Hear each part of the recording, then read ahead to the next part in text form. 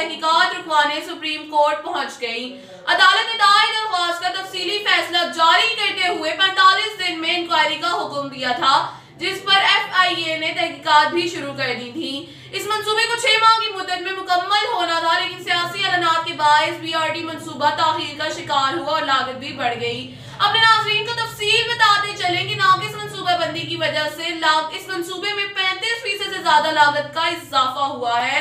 3 kilometre लागत 2 अरब 42 करोड़ 70 लाख रुपए से तजावज कर गई है, जो कि बहुत ज्यादा है।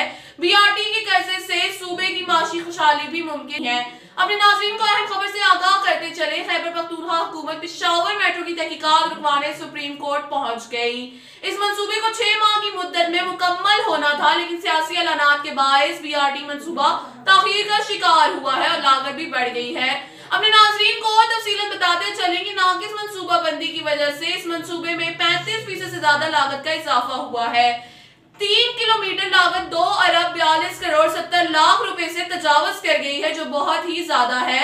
BRT के कर्जे से सूबे की माशी खुशहाली मुमकिन है।